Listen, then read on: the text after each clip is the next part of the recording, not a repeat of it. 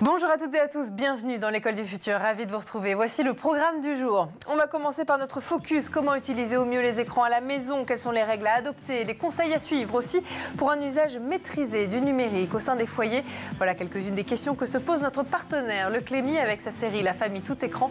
Et on découvre ensemble un nouvel épisode dans un instant. Et puis elle a une idée derrière la tech, Jeanne Dreyfus est avec nous aujourd'hui. Bonjour Jeanne. Bonjour Philippine. Très heureuse de vous retrouver. Votre chronique aujourd'hui? Alors je vais vous parler du dernier livre de Yuval Noah Harari, l'auteur du fameux best-seller Sapiens, qui signe un dernier ouvrage chez Albin Michel qui s'appelle Nexus, qui parle des IA. Donc on va voir un peu quel est son diagnostic de notre époque technologique. Et tout à l'heure. justement, Jeanne, merci beaucoup. On va continuer à parler de l'intelligence artificielle. On va s'attaquer à un sujet plus que jamais d'actualité, la lutte contre la désinformation et l'éducation aux médias face à l'influence croissante des réseaux sociaux et à la prolifération des fake news. Comment aider les nouvelles générations à démêler le vrai du faux? On va en parler avec notre invité justement tout de suite. Bonjour Florian Guadaloupe, ravi.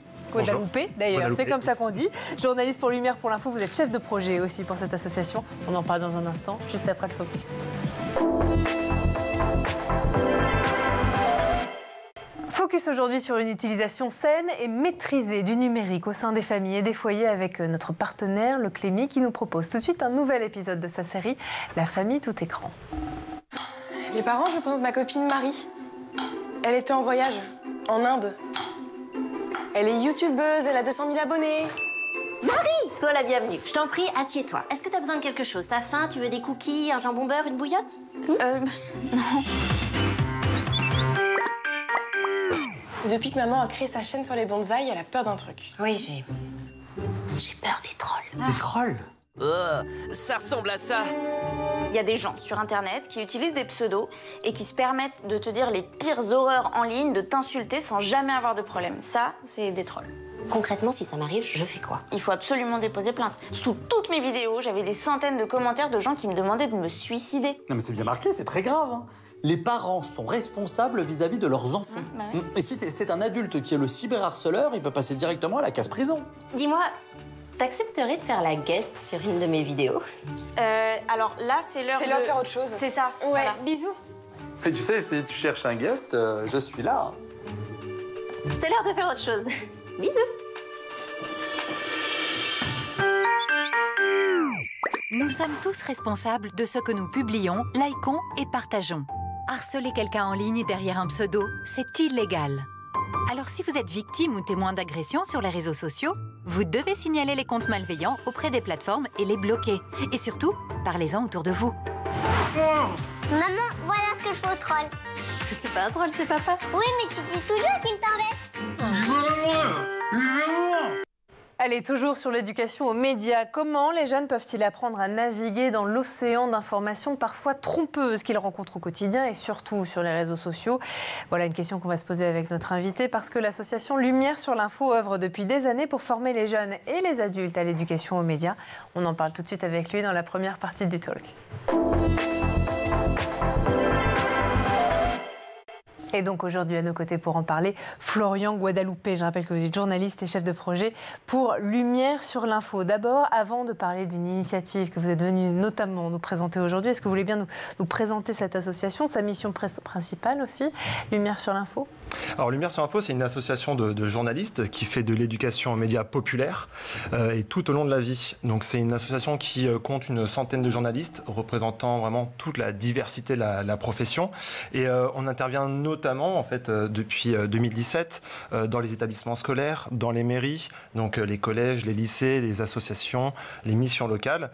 Et on essaie de promouvoir cette éducation aux médias en passant par une explication de la fabrique de l'information. Et donc en gros, cette fabrique de l'information, c'est montrer les outils qu'on utilise au quotidien, comment est-ce que fonctionne une rédaction, tout le déroulé, et toujours avec cette idée d'essayer de déguiser l'esprit critique en fait des futurs citoyens.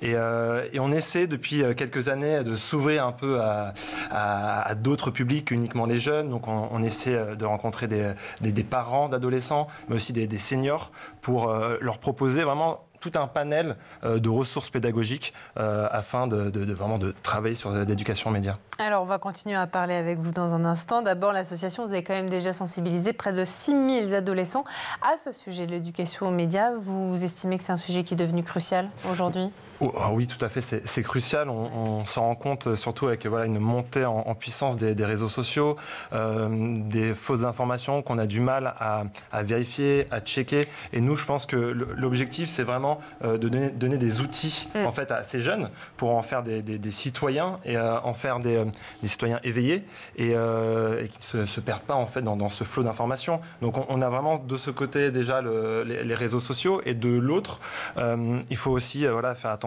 à la grande vitesse qu'on a à la fois sur les réseaux sociaux mais aussi sur les chaînes d'information en continu.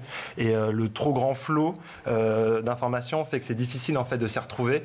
Et nous, on va essayer on essaye en fait, de donner ces clés à ces jeunes. Et de privilégier, j'imagine, de ce que vous me disiez, la qualité à la quantité d'informations. C'est ça que vous essayez? Oui, exactement. En fait, c'est de montrer aux jeunes qu'il y a une possibilité de trouver une information assez facilement, en fait, avec des réflexes.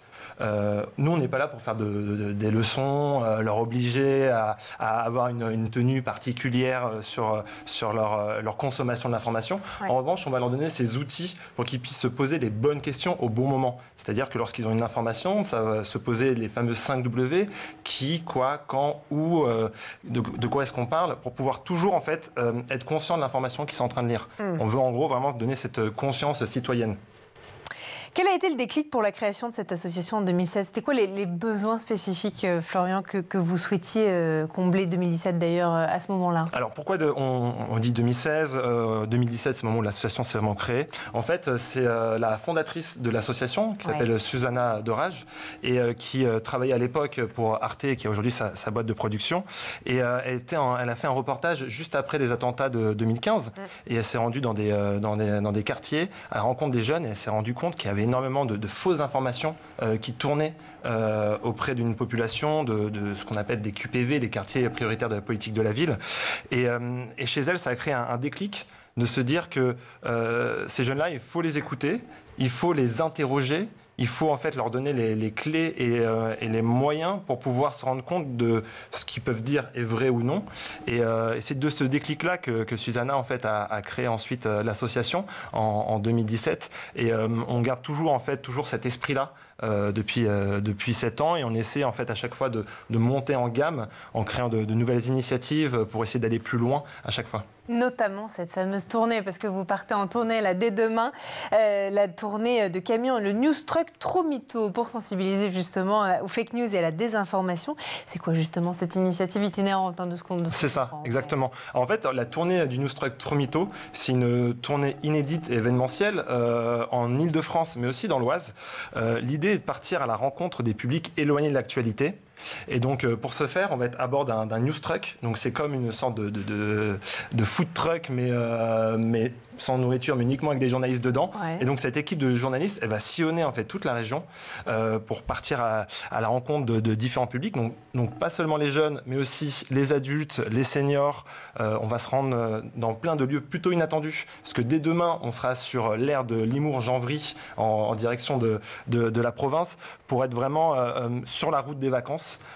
Et rencontrer ces Français qui sont de passage. Et au fur et à mesure de la tournée, on va se rendre dans différents lieux, des mairies, des places de marché, des écoles bien entendu, mais aussi des associations, devant une médiathèque, dans un EHPAD. Et on ira même dans un festival à Saint-Pierre-du-Perret, le festival des solidarités qui sera là tourné autour de la thématique de l'environnement et du climat. Parce que j'allais vous poser la question, comment vous choisissez les lieux justement où le News Truck s'arrête, mais c'est justement pour être au plus proche de ces publics que vous voulez cibler, j'imagine. Exactement. En fait, l'idée, c'était au début de se dire on veut toucher donc, tous ces publics. Donc, on a vraiment défini chacun des publics qu'on voulait avoir. On ne voulait pas seulement cibler un seul public, mais vraiment des plus jeunes aux plus anciens. On voulait aussi toucher tous les territoires. donc à être à la fois dans des grandes villes, mais aussi des plus petits territoires. On a essayé de mettre l'accent sur les quartiers prioritaires de la politique de la ville, qui sont en demande aussi de ce type d'initiative. Pour ces étapes-là, d'ailleurs, on sera en collaboration avec des associations de prévention, avec des associations de la ville et les services jeunesse de la ville, pour organiser ça vraiment de manière bien cadrée et à amener les jeunes vraiment à découvrir en fait les médias. Et nous, on sera prêts évidemment à recevoir leurs questions. Et on a essayé de faire en sorte d'être dans tous les départements. On a même une étape dans Paris et on a même fait une petite étape, comme je disais tout à l'heure, dans l'Oise, à Creil. Ça reste vraiment pas loin de la région Île-de-France, mais il y a toujours cette envie de concerner tout le monde. Et j'ai une question. Qu'est-ce que vous répondez aux gens qui vous disent ce que vous nous dites, c'est votre vérité? Nous, et l'info telle que vous la soutenez, c'est une vérité. Alors évidemment, il y a des faits, mais il y a aussi évidemment quelque part une idée derrière les faits de défendre tel esprit critique, etc. Mais voilà. Nous, on n'est pas là pour défendre une vérité. On est là pour présenter uniquement les faits et après à ce que chacun puisse forger sa propre opinion. Donc on veut juste donner les clés pour que les gens puissent se poser les bonnes questions, puissent s'interroger face à une de journal. Là par exemple, durant la tournée, on va proposer chaque jour une revue de presse avec l'ensemble des quotidiens nationaux et même régionaux si on peut les avoir.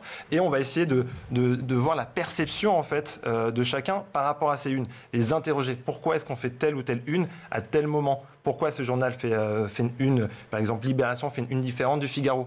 Et donc là, l'idée, c'est nous pas parler de vérité, mais surtout de parler de faits. Et donc c'est derrière ces faits, nous, on arrive à se protéger par rapport à ça. C'est-à-dire que montrer qu'il y a une différence entre l'opinion et les faits. Il y a une différence entre une information et une anecdote. Donc, c'est vraiment montrer ces différences-là. Ensuite, à partir de mêmes faits, on peut avoir des opinions différentes. Et donc, c'est aussi, nous, le but de cette tournée, c'est toujours déguiser cet esprit critique vis-à-vis des médias, de se poser les bonnes questions. Nous, on n'est pas les porte-parole d'une bonne vérité et on va être les premiers, en fait, à recevoir aussi ces réactions de la part des publics. On va être là aussi pour répondre à leurs questions, à leur méfiance qu'ils peuvent avoir vis-à-vis des médias. On sera vraiment en première ligne, pour le coup, pour répondre à ces interrogations-là. Donc nous, on va essayer de faire notre maximum. On va présenter toutes les ressources qu'on peut avoir, qu'on a avec nos partenaires, qu'on a préparées en amont, celles qu'on a depuis plusieurs années, qu'on utilise dans les établissements scolaires, dans les associations, pour pouvoir justement aller plus loin et créer du débat en fait à chaque fois. Merci beaucoup. Vous organisez aussi des ateliers, des conférences sur les fake news, sur la place des femmes aussi dans les médias et l'intelligence artificielle. Florian, je vous propose d'en parler dans un instant. Et d'abord, on fait un petit tour du côté de la Planète Tech. Images et vidéos, c'est le ZAP et c'est l'œil de Jean Martineau.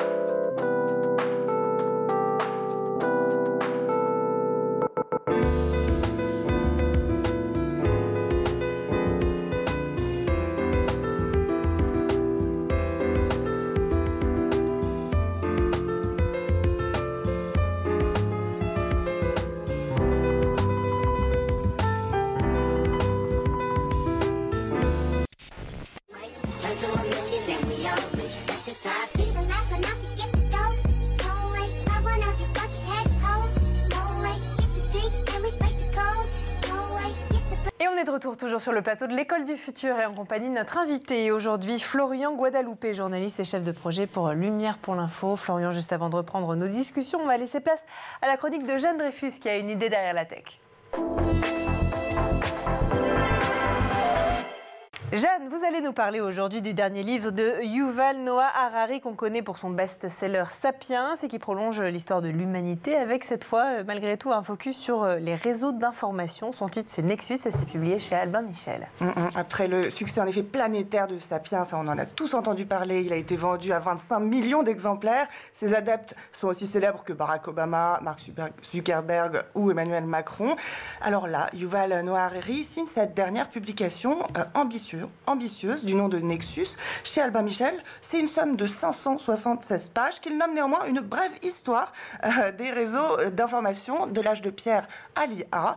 Et c'est pas son premier fait d'armes en ce qui concerne les sujets de technologie. Dans son dernier ouvrage qui s'appelait Homo Deus, il associait, lui, notre recours aux biotech, notre soif d'ubiquité, notre hubris à un nouveau stade de l'homme, un stade rêvé, celui de l'Homo Deus, celui de donc cet homme Homo Deus. Et bien grâce à tout ça, grâce à l'IA, il va essayer et souhaiter d'en finir avec la finitude, d'en finir avec la mort. Qu'est-ce qu'il aborde et qu'il apporte aussi dans son dernier livre? Est-ce que vous pouvez peut-être commencer par nous dire pourquoi Nexus? Qu'est-ce que ça signifie, ce titre? Alors Nexus, c'est la racine latine qui est présente dans des termes comme connexion, par exemple, et qui signifie lien. Ce lien, Harari, eh bien, il le place à l'origine de l'histoire de l'Homo sapiens, donc de notre histoire. Il dit que c'est ce qui va nous distinguer par exemple, des Néandertals. C'est notre, en fait, faculté, ce nexus de l'Homo sapiens, c'est notre faculté à tisser des liens commerciaux, religieux, sociaux. Il parle donc de ça comme d'une base à des réalités intersubjectives. Alors, qu'est-ce que c'est les réalités intersubjectives? C'est l'argent, par exemple, ou ça va être la croyance en un dieu, ou ça va être un langage commun. Tout ça, ces réalités intersubjectives, elles vont permettre des centaines de milliers d'années après, d'en arriver à nos réseaux globalisés. Alors justement, comment il passe des sapiens aux GAFAM? Alors ça tient en 3 mots, c'est data, mondialisation, centralisation et en 5 lettres, donc GAFAM. Il résume comment? Eh bien, une entreprise comme Google a organisé, centralisé toute l'information du monde en un seul lieu. Comment Amazon a cherché à centraliser tous les achats du monde en un seul lieu à Seattle. Comment Facebook a souhaité connecter toutes les sphères sociales du monde à Boston. Bref, et ce qui est intéressant, c'est qu'il raconte que derrière ça, il y avait une idée encore plus grande. Et il cite une anecdote qui se passe en 2002, chez Larry Page, le créateur de Google. Il raconte qu'en 2002, donc dans un petit raout organisé par Larry, le journaliste Kevin Kelly lui pose la question « Mais Larry, je ne comprends pas, pourquoi est-ce que tu veux créer gratuitement un moteur de recherche? Il y a plein de gens qui diffusent de l'information en ligne, et toi, tu le fais gratuitement. » À quoi Larry répond « Mais en fait, ce n'est pas ce que je cherche à faire, les recherches en ligne. Ce que je cherche à faire, c'est créer une IA. » Il était déjà visionnaire. En 2002. Alors justement, on va en venir à l'intelligence artificielle avec vous. Comment il aborde ce sujet, cet auteur? Alors il dit que, l'histoire de l'humanité, pour la première fois de l'histoire de l'humanité, on va créer avec l'IA non plus un outil, comme la presse à imprimer par exemple, mais un agent. Un agent, ça va être capable d'apprendre, ça va être capable de raisonner, de choisir, d'influencer, et ça a des conséquences bien réelles. Ça peut même tuer, dit-il. À ce titre, il cite en 2016 un rapport interne de Facebook qui avait fuité et qui avait été repris, relayé par Amnesty, et qui traitait de la campagne d'épuration ethnique de Birmanie contre les Rohingyas, qui avait été hyper boostée par des discours en ligne et les algorithmes et les réseaux sociaux. Et il dit même que cette enquête menée par Facebook, elle parvenait à une conclusion quand même assez choquante, qui était que 64% de toutes les adhésions à des groupes extrémistes étaient dues à leurs outils de recommandation. Alors qu'est-ce qu'ils ont fait? On le sait, pas grand-chose. Il alerte donc sur les dangers graves inhérents à nos réseaux d'information mondialisés.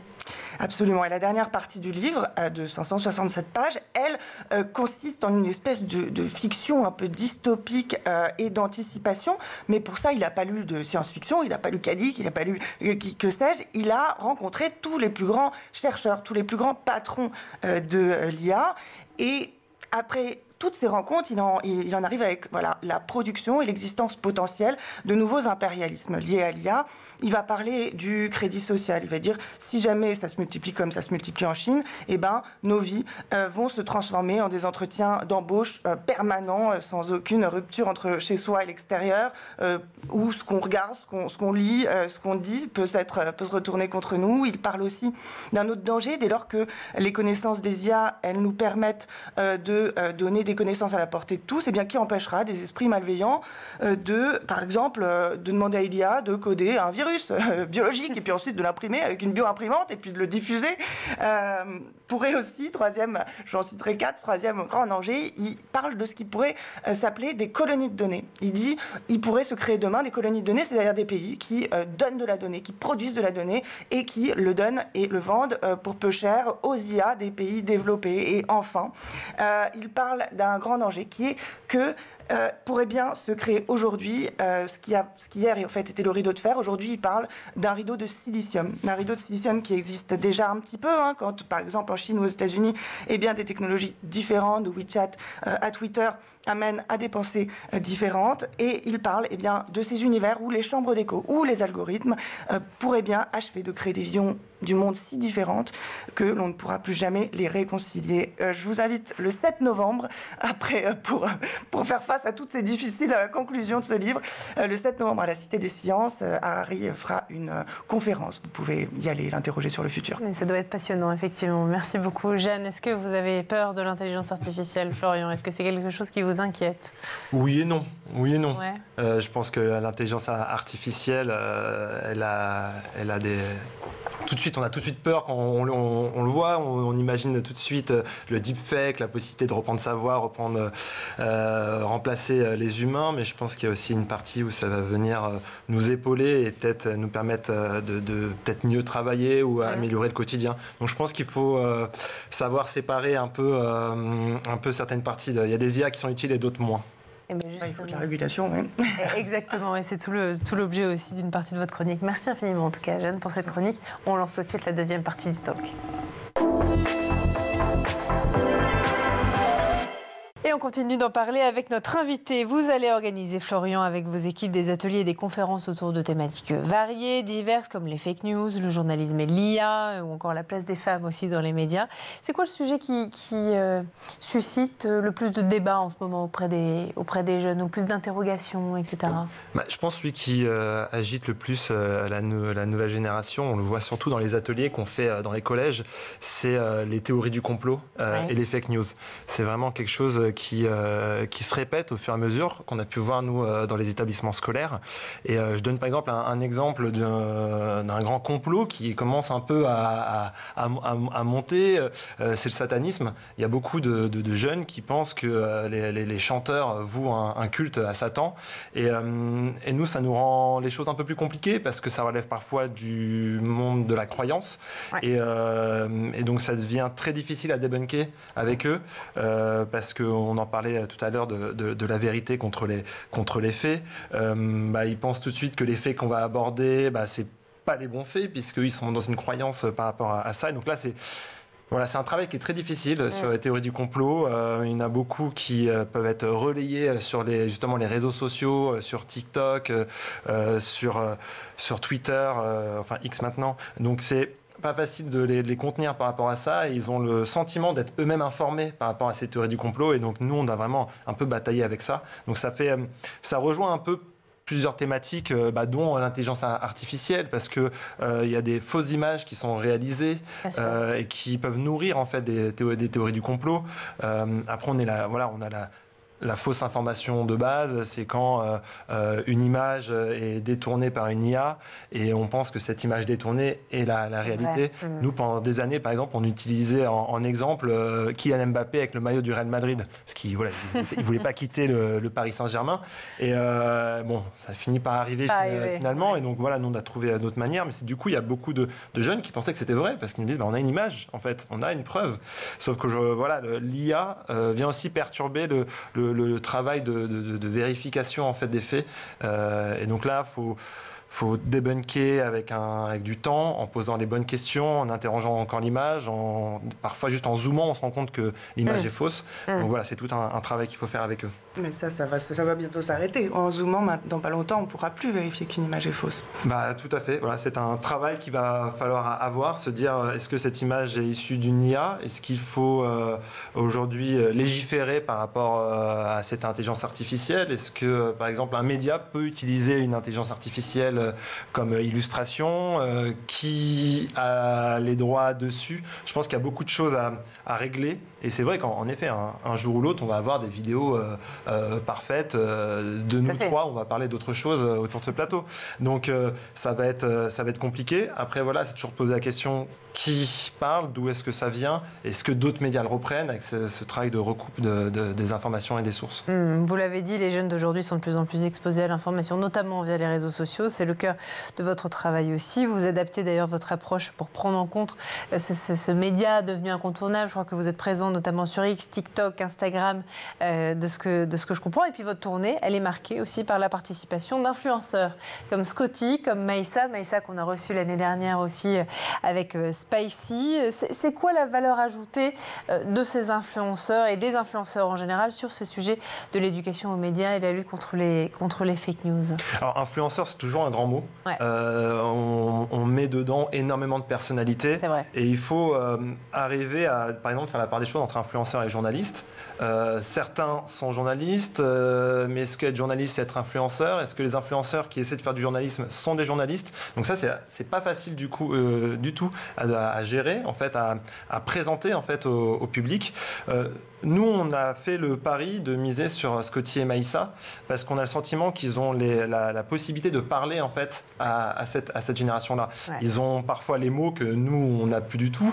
Ils ont parfois le ton aussi qui va être plus facile en fait pour pouvoir convaincre, partager et utiliser en fait les outils que nous on utilise au quotidien. Et Scotty et Maïssa continuent de le faire chaque jour encore sur nos réseaux sociaux.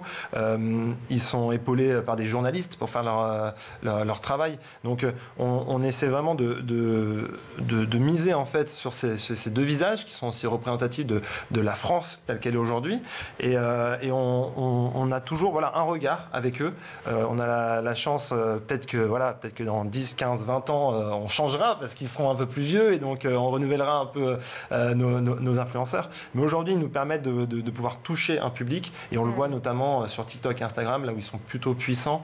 Et nous, on a toujours un regard journalistique derrière pour pouvoir faire ce parallèle. Bien sûr. Vous proposez aussi un atelier sur le journalisme et l'intelligence artificielle, justement, au programme. À votre avis, quelles sont, Florian, les opportunités comme les défis aussi pour nos métiers, à nous, journalistes? Qu'est-ce que ça représente pour ce secteur? Est-ce que c'est une crainte? Est-ce que, au contraire, vous voyez que c'est super chouette justement pour l'éducation aux médias chez les jeunes? On en parlait tout à l'heure, l'IA va rendre, dans le côté négatif, va rendre plus difficile notre travail, c'est-à-dire qu'on va avoir une image, une vidéo, un son, on aura un travail supplémentaire à faire de vérification. Une vidéo ne fera peut-être plus marque de preuve dans notre travail journalistique. Donc en fait, il y a toute la partie, on va dire, fausse information et danger pour l'interprétation qu'on fait de ces images et de l'audio. À côté, ça va être aussi un outil pour nous au quotidien pour pouvoir améliorer notre temps de travail qu'on va pouvoir faire. On le voit par exemple dans le montage aujourd'hui, par exemple le sous-titrage de vidéos. Quasi automatique. C'est ça, l'intelligence artificielle permet de tout retranscrire de manière très rapide. Donc rien que ce travail-là, par exemple, l'IA est vraiment utile. Donc voilà, c'est arriver à trouver ce juste milieu avec l'intelligence artificielle. Et nous, c'est aussi ce qu'on veut montrer aux jeunes, que l'intelligence artificielle, ce n'est pas qu'un danger. Tout dépend comment on l'utilise. Et pareil, l'intelligence artificielle, c'est un grand mot, ça résume énormément de logiciels et de choses qu'on peut utiliser. Donc voilà, c'est à nous et à chacun de trouver comment bien l'utiliser et ne pas déborder. Et vous montrez aussi que cette désinformation, elle n'est pas nouvelle. Vous travaillez notamment avec la Bibliothèque nationale de France dans ce cadre, avec des revues de presse, une exposition sur l'histoire de la désinformation. désinformation et je tenais à le souligner. Merci beaucoup en tout cas Florian Guadalupe d'avoir été parmi nous aujourd'hui. Ça commence demain donc ce News Truck Trop Mytho. Merci beaucoup. Je rappelle que vous êtes journaliste et chef de projet pour Lumière sur l'info. Merci à vous Jeanne Dreyfus d'avoir été parmi nous aujourd'hui aussi, chroniqueuse du jour. Merci à vous de nous avoir suivis et puis comme tous les jours et dès 12h30, on se retrouve demain toujours sur Scoot TV. Bonne journée.